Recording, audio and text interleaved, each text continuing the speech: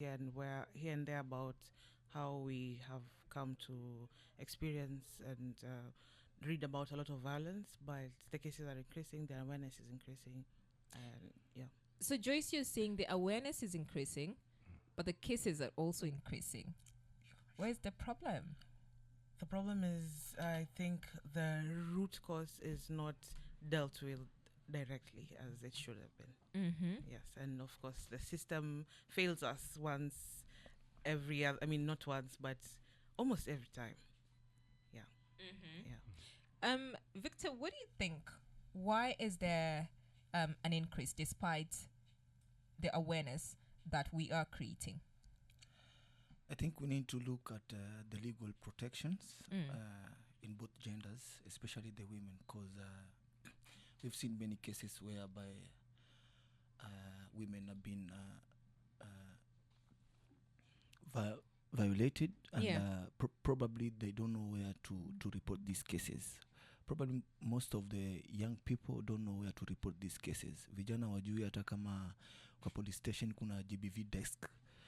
And also we need to look at the policies.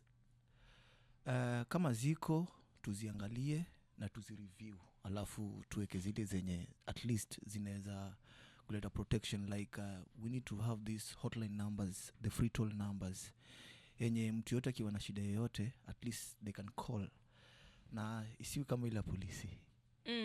Yeah, isiwe kama ile 911. Isiwe kama 911. I think also we need to have rescue centers. Okay. It's high time we have rescue centers, especially katika hizi slum area or informal settlements. At least mtu yote akipatikana na shida, at least she can be rescued or he can be rescued na ayekwe mahali, like sijui zinaitwa hizo rooms, sijui zinaitwa vipi, ayekwe katika hizo rescue centers where at least anaweza kupata mawaidha, counseling, na pia anaweza pata full protection. Yeah. Okay, so I want us to look at a bit of some statistics here in Kenya. Now this is in 2022, Sindio, about 34% of women have experienced physical violence from the age of 15, and 13% of women experience sexual violence at some point in their lives. And then out of a total of 8,149 victims of sexual and gender-based violence crimes in Kenya in 2021, 92% of these victims were female and 8% were male. So we're seeing when it comes to GBV, the cases are higher with the women, with the girls. Whose mindset do we need to change, and how? I think it's high time we also need to empower the community, especially on the community education and creation of awareness campaigns, where we will be targeting both genders, not only the women but also the men, kwa sababu hata kama the male iko katika 8%, but you will realize that most of the men don't report these cases. Wanaume ukifanywa kitu kama hiyo, ukidhulumiwa, mwanaume anaona ni vizuri ama ni vyema akae nayo yeye mwenyewe ndani kwa ndani, because kuna so many things that are going to happen when aki disclosed kama hiyo. Kuna hiyo mambo ya stigmatization. So I think it is high time we start empowering the community and start creating awareness on especially the GBV desks, which are actually there are now available in all the police stations. Hata kuna maofficers wale wenye wanashughulikia specifically for the GBV cases, but at least tumeona bado hawajakuwa empowered sana. So we are calling for the empowerment of the police officers, especially wale wenye wana deal na cases za GBV, because most of the time kuna hiyo embarrassment of the victims. Sometimes they don't have to disclose it. Victor, umeongelea wanaume, yeah, in terms of them being experiencing gender-based violence, Yes. right? And you've also mentioned the gender desk being there. But also, when we look at that statistics, it shows that so a higher percentage of women and girls are harmed. Yeah. And who's harming them? Men. Yeah. Men and boys. The Cindy. perpetrators. Yes. Who is the perpetrator? Cindy. Yeah. Yeah. Now, I want us to start. This is a conversation. When I said, whose mindset are we changing and how? And I'm not saying we just change one person's mindset. Yeah. Because at some point, we find that even on the woman's side, you stay too long in a toxic environment, despite knowing that this is actually toxic and I need to get out. Mm-hmm. Yeah. Yeah. But then also the perpetrator here, the person who's being abusive, being physical, it's the man. Sure. Where is the problem?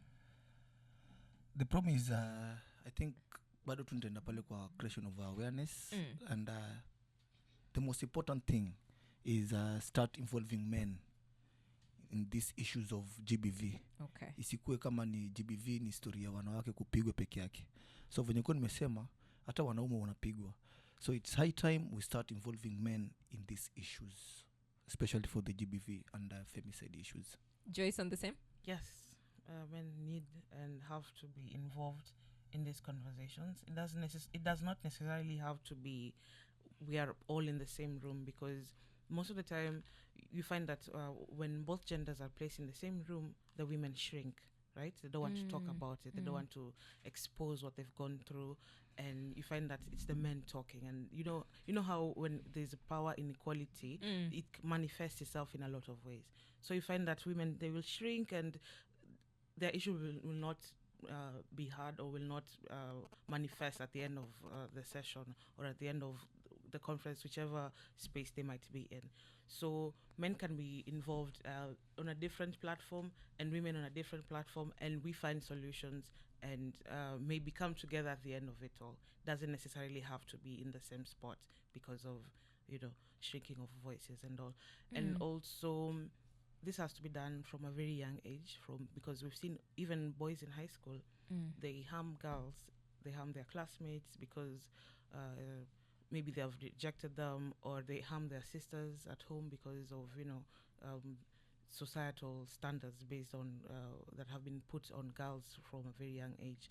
So this is something that needs to start from a very young age, from immediately when boys hit, I think it's puberty, when they've started to tell stories to each other. Oh, me dem akifanya hivi, mi nitafanya hivi. You see, so when we catch them when they're young, and we talk to them, and we make sure that all these thoughts or all these things that have been engraved in their mind from a young age, tunamachana nazo at a very young age. Okay. Yeah. Joyce, yes. Ni kama ambaye nitakurudisha nyuma pale ambapo Miriam ameanzia. Umestate categorically na ninyote wawili pamoja na Victor kwamba hizi siku 16 za 16 za activism hiyo. I got you. Yeah, you supporting affidavit yangu ni huyu. Si huu mwaka peke yake. No. Mwaka jana zilikuwa. Yes. Mwaka juzi. Yes. Na juzi na juzile. Yeah, since 91. You see? Yeah. Na categorical umestate kwamba haipungui. Yeah. So tuna waste 16 days hivyo tu. Zinakuja. Like what are we missing? Ni nini yenye haifanyiki, na hizi awareness tunaziona na nyinyi mnajitoa. But unfortunately cases bado ziko zinaongezeka. So ni nini haifanyiki? You can talk about all these issues that have been affecting humans for the longest time, but immediately the government or the duty bearers are failing us, then we're not going to get anywhere.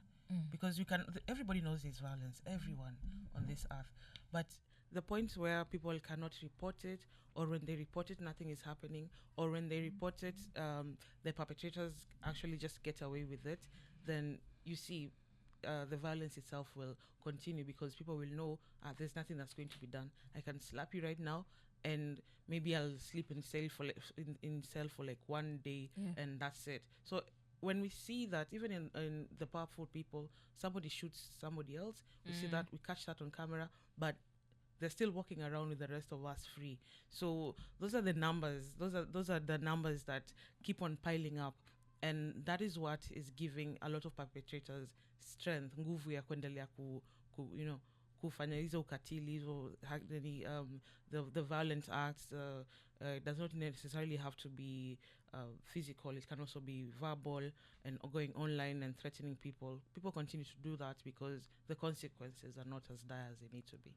Victor, Yes. kwako kuna data ambayo niliona mahali, as much as I know, mtoto wa kiume sijui unasema pia na yeye anadhulumiwa. Yes.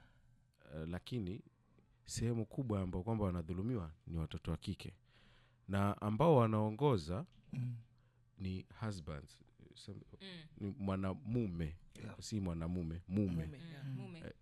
Wao ndo wanaongoza kwa hizi GBV. Yes. Why is it that umeoa lakini wewe ndo unahusika sehemu kubwa? As much as unasema waume pia wanadhulumiwa, yes, tunakubali, but sehemu kubwa ni kina Miriam na Joyce hapa na mtoto wa kike mdogo. Kwa nini mume ndani ya nyumba ndio amepewa hiyo nini sasa? Yeye ndo anaongoza in terms of statistics. Yeah. So why? Now tunafanyaje? Just recently I was listening to Anne Magombe, ambaye ni gender minister wa gender, whereby alistate kuwa ni issues za kuangalia movie sana. So we don't fear to kill. Men don't fear to kill after watching those movies. Kama you can name them. So she blamed the movies, and then akaja blame the stress kwa nyumba. So ndio tunajua kuwa most of the families kuna hizo stress, watu wanapigana, all in that, but I think it's high time we also need to create this opportunity for women. That's why we've been championing for women empowerment. Pale ambapo msichana akiwa na kitu yenye inaweza muingizia do, anaweza at least kupunguza hizo stress za kwa nyumba. Because just take it, we ni housewife.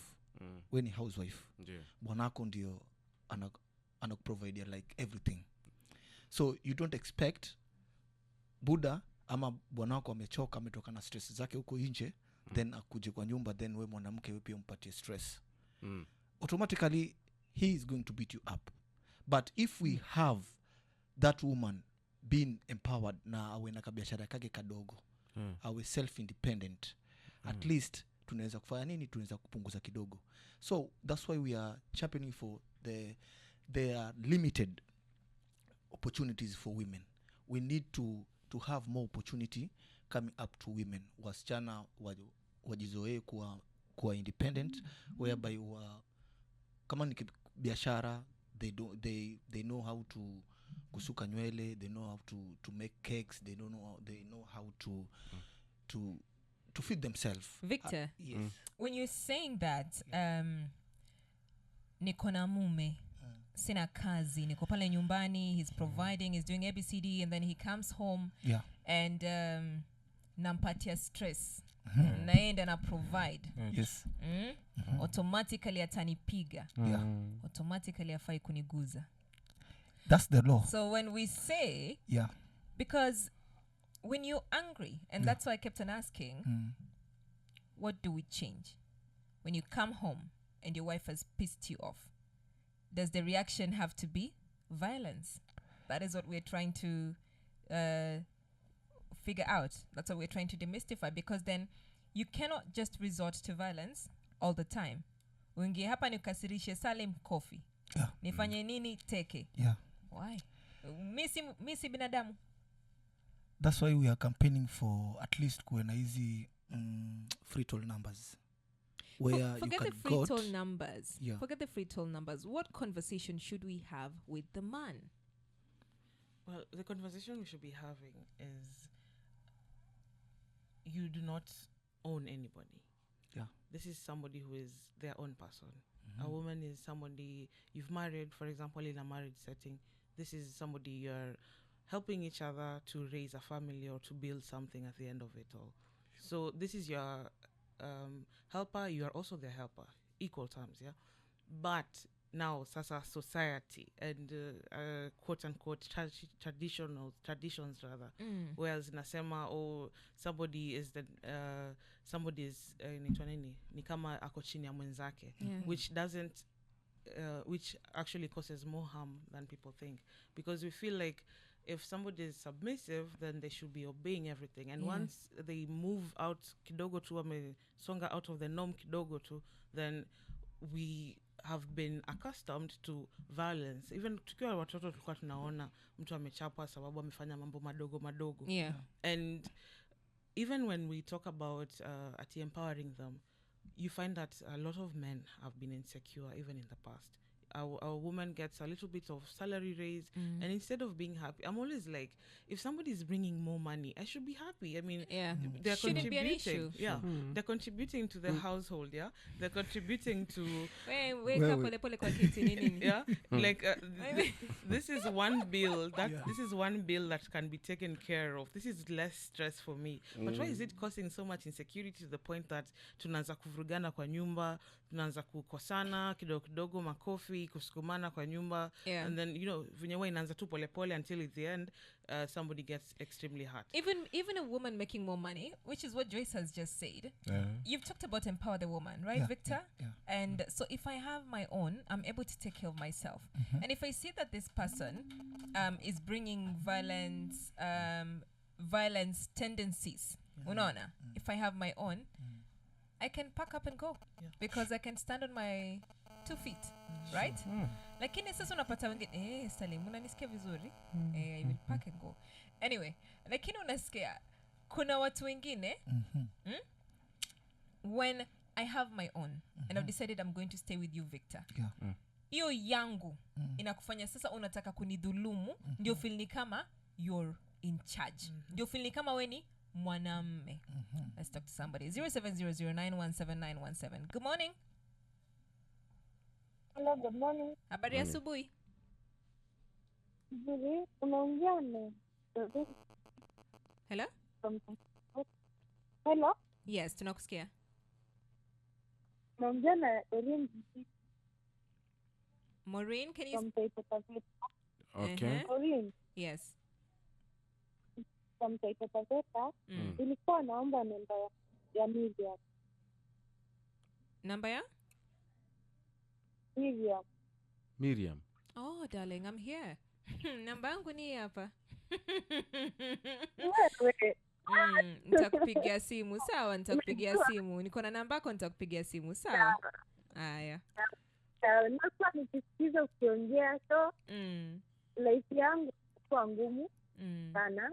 Kulingana na mimi nimepitia, nikasema hebu nijaribu kusikia mimi ameniongelesha mimi kama friend. Niongee na wao, niongeleshe youth. Umepitia? Niongeleshe. Kuja tueleze about story yako. Yes, alafu unajua kuna youth wengine unajua wakati kupitia story ya mtu mtu anatika moyo. Haya basi nitakupigia simu, sawa? Asante. Karibu sana. Taita Taveta. Ameomba namba amepata.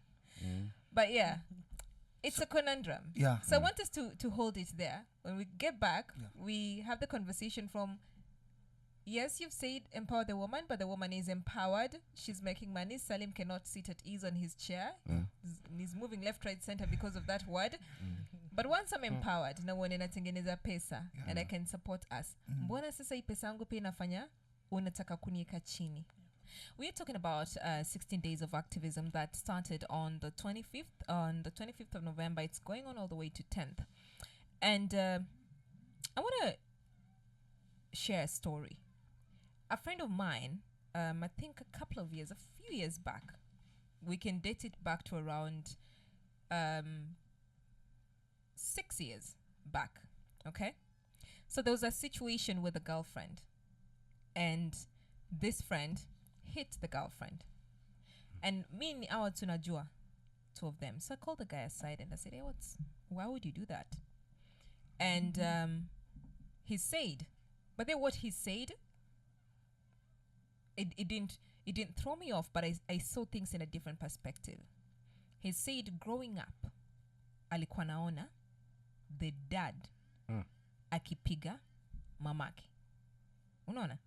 Yeah. So, grow up akijua mwanamke akikosea kidogo kofi.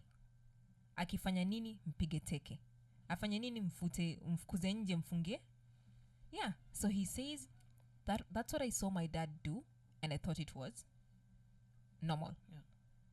So when you say, and you see mimi nikasema upbringing really really matters. The things kids see growing up, they matter.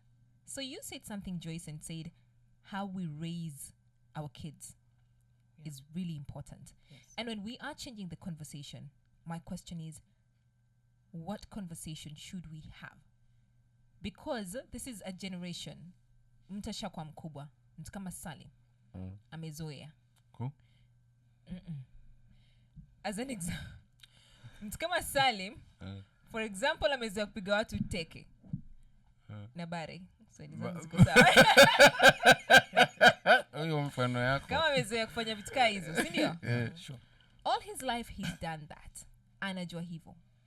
How do we change that?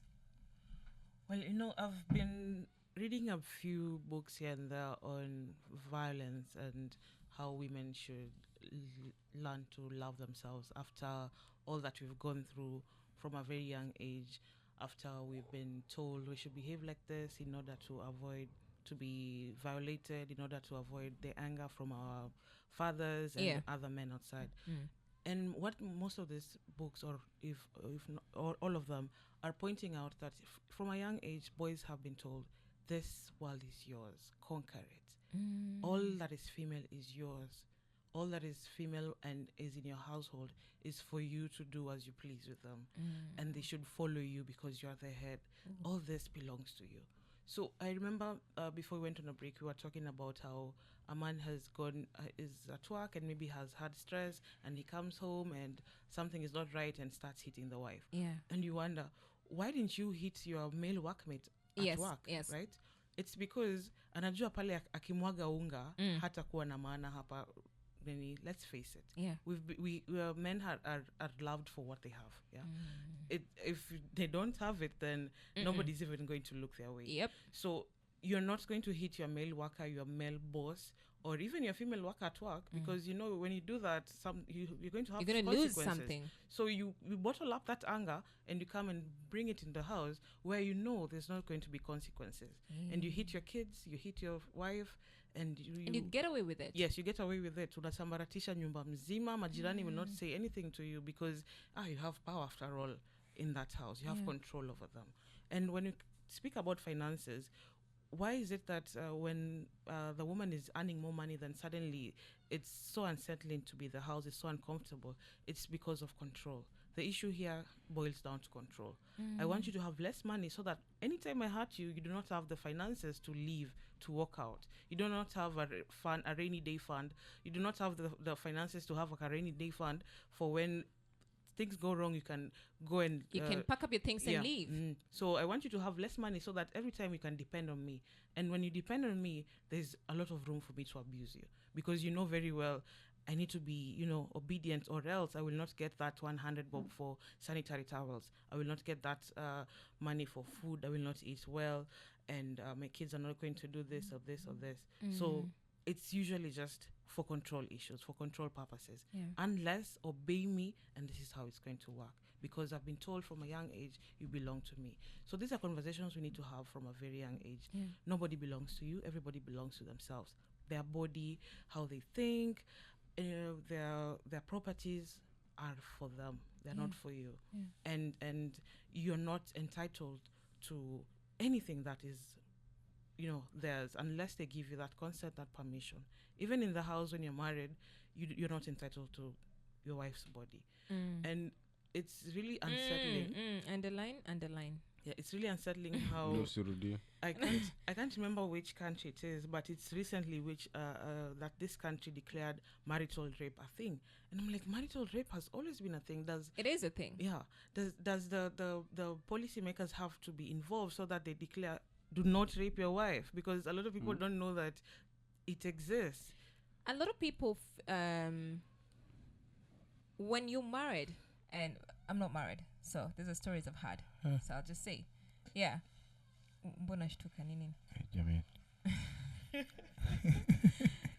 Kuja tu pole pole. Salim.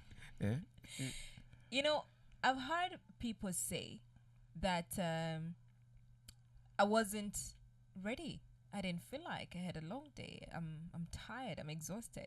But then I've also had the man say, kwani uko hapa jia? Siweni bibi yangu. Yes. You know? Kwani I should be asking.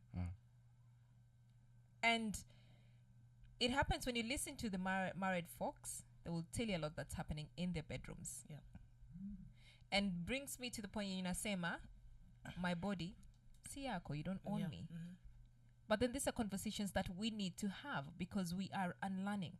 We're teaching people to unlearn those things that they learned earlier on, growing up. Yeah. Victor, how would you have this conversation? From a man's perspective. Sheria tu ifuatwe.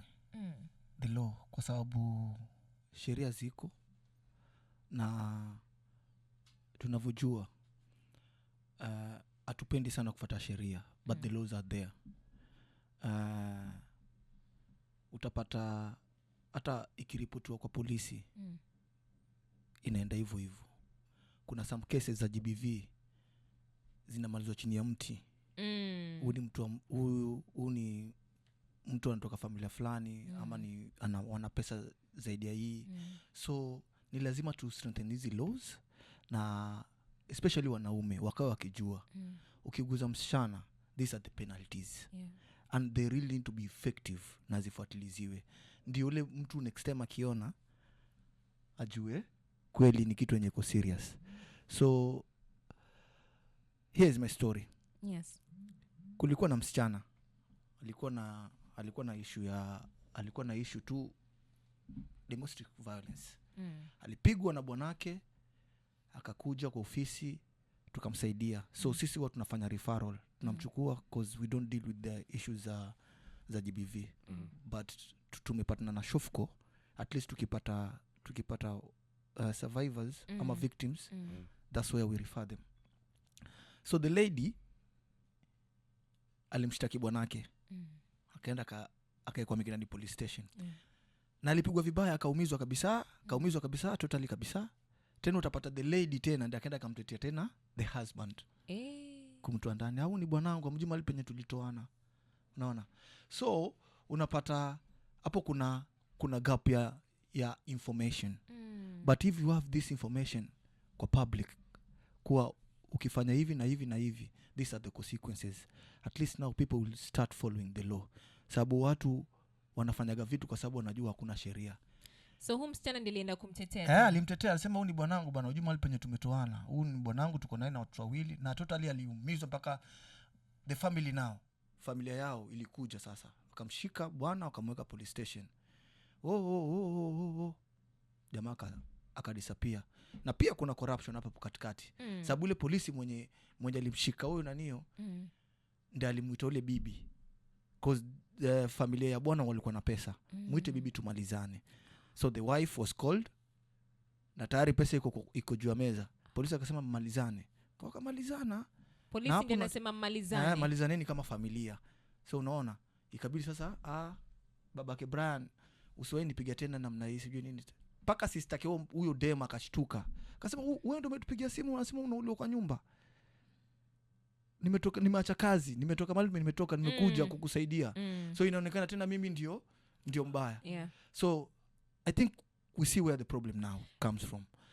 And I know I've had such cases. Yeah. I know of people who wanasemanga maneno ya watu wawili usiingilie. You'll always end up being the bad person. Yeah. Right? Wanasemaga wawili wakipendana chukua jembe ukalime. Wawili wanaopendana wakikosana chukua jembe ukalime, wakipatana chukua kapu ukavune. Waache. Swahili. I know, right? Ne karibu nipotea hapo. Unaningaria? Hapana. You know, Victor, I've heard of such cases. I've seen it with people around me as well. Yenye unapata, this person has hit me so badly. Sure. And a case in point is, a time I was hanging out with friends. This lady shows up with a red eye, a red eye, right?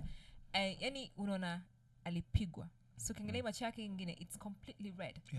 So then she showed up with a gentleman.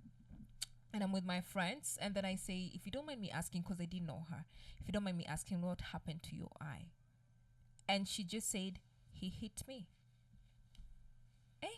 Nikamwangalia nikasema, have you gone to the hospital? And she said, no. And I said, what do you mean you haven't gone to the hospital? When it gets infected, it will turn out vibaya. Akasema, if I go to the hospital, I'll be asked, how did I get this injury? And then I'll have to say ni yeye. And then it will become a police case. So this woman who's there with a red eye, and you can tell that punch wasn't just any sort of punch, is protecting the perpetrator. And then also we keep on asking, if you're in a toxic relationship, why don't you leave?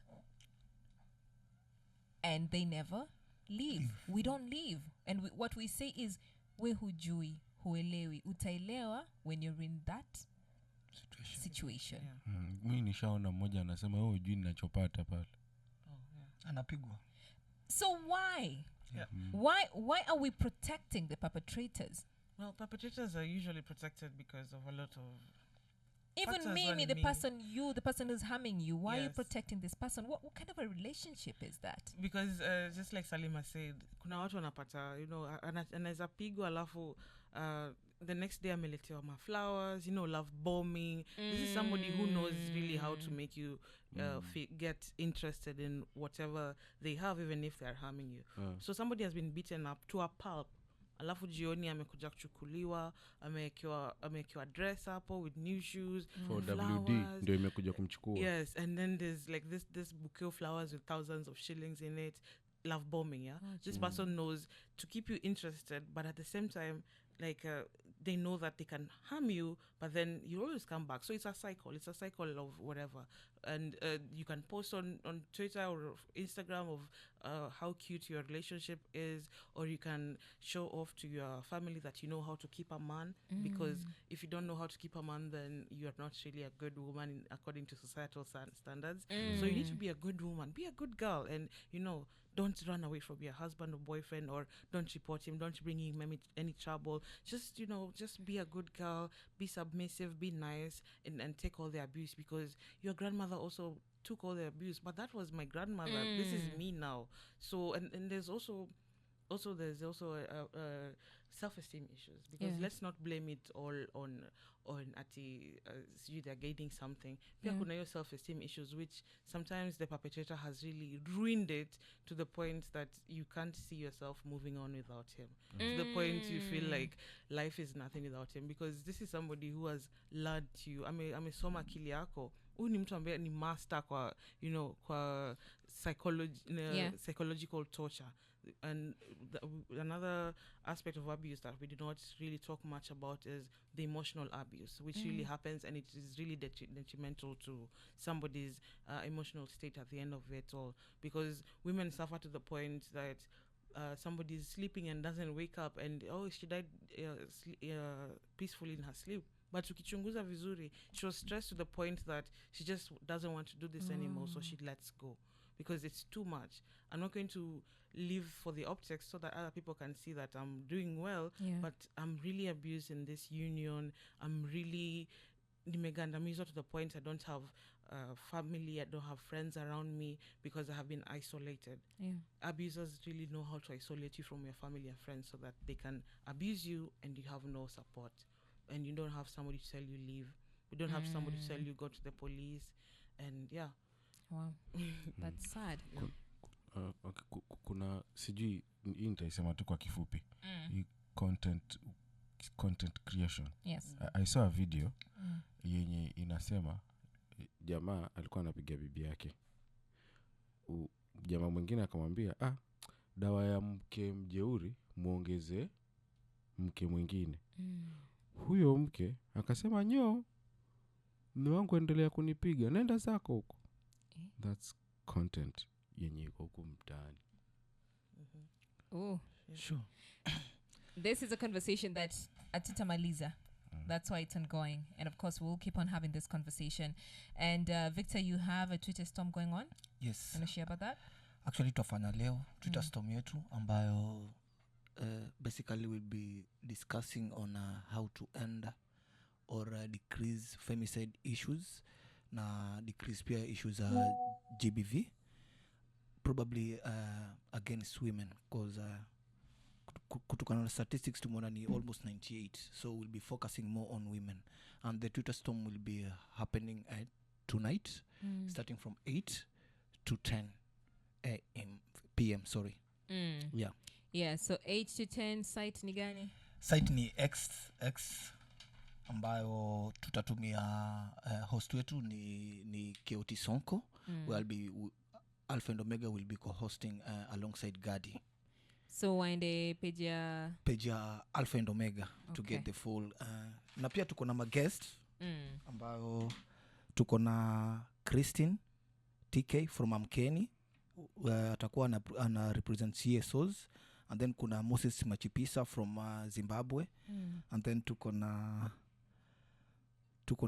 Honorable Mama Zamzam atakuwa anaongelea kwa niaba ya serikali, and then tuko na Lydia Dhiambo from Harbour of Healing Hearts, na pia tuko na Nekesa Wandera from Pema, Kenya. All right then. Well, you heard it right there from Victor. Let's all join in. We need to have the conversation and also have solutions around it. Yes. Yeah, so we also have the March Against Femicide on the 10th of December. That's next week on Tuesday. It is also going to be the same day as International Human Rights Day, and we're coming to an end of the 16 days of activism. So here in Mombasa, we're going to be meeting at Pembezandovu, and from 9 a.m. and moving forward, we'll give the routes from there. And if you're in another county, there's posters going around all over. Just hashtag #EndFemicideKE, and you'll find where your specific county people are meeting at. Yeah. Kuna mtu anasema hapa, Professor from Mombasa amekuja na ubaya. Concerning the concerning the so-called femicide, I can say there's a reason for everything, and nothing can trigger off a man's temper than something which will make him underrated. So, I actually want us to read this to scare mentality ya mwanamme. Nasikia sasa hiyo community sasa. Anasema, so mpaka mimi mwanamme ni kupige wewe mwanamke, lazima kuwe na sababu. Mostly we blame the man, but ukichunguza kwa undani utapata huyo mwanamke ndo sababu. But because the world has shifted all its attention to the women, the man is on his own. Hebu kwanza reverse the victim and investigate the metrics of venye wanaume pia wanapigwa na wanawake kwa manyumba. Then you'll understand what I'm talking about. Akasema, women are the main reason for their suffering. Professor from Mombasa. Nimesema amekuja na ubaya. Yeah, amekuja na ubaya. Miriam, I think on Tuesday, I think on Sunday, this Sunday ya juzi tu kulikuwa na story hapo Twitter imetokezea. There's this young man, his name I think is Kip. He was stabbed by a lady in his house, or one of them, and he unfortunately passed on. So you see on Twitter, people are talking about, where are the feminists to condemn this? Yeah. And we're wondering, why are you not condemning it? Why are you waiting for us to condemn it? Why are you not talking about the violence that ended this young man's life on your platform? You're waiting for somebody else to come and do it for you. When women die, we talk about it like the whole day. We are angry and we're raving and we're disgusted. But then when a man is murdered, or when a man goes through abuse, you find that there'll be a lot of jokes, there'll be a lot of ridicule around the situation. And this is somebody who passed on in a very messed up way. Do we have enough organizations supporting the man? We just had a conversation in the morning with Salim, and the conversation was women are empowered more in the society, you know, than the man. And Victor also said the same thing, you know, and people are empowering the women, right? And from what he's talking about, he's also saying that women are empowered. I mean, I do not agree with the bit yenye anasema ndio nikupige kuna sababu, usinipige.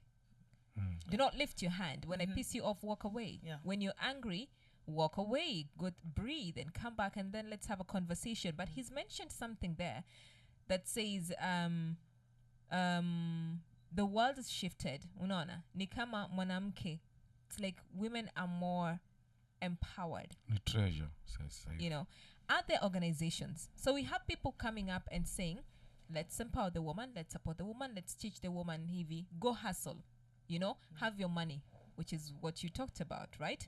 Fend for yourself so that akifanya hivi utoke. Who is teaching the man? Who is teaching the man that usimpige teke? Who is teaching the man that control your anger? Who is teaching the man how to search? Sure.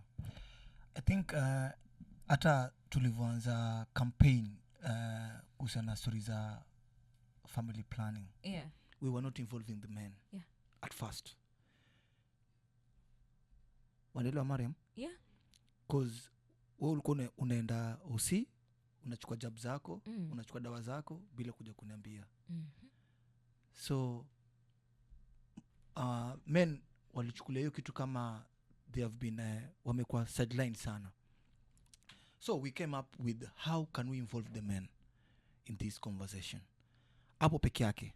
So it is high time we start involving the men in this conversation. I like that. Yeah. Let's wrap it up. We need to involve the man, because every time we talk about femicide, Nikki ogele mwanamke, I'm neglecting the man that this woman is going to live with.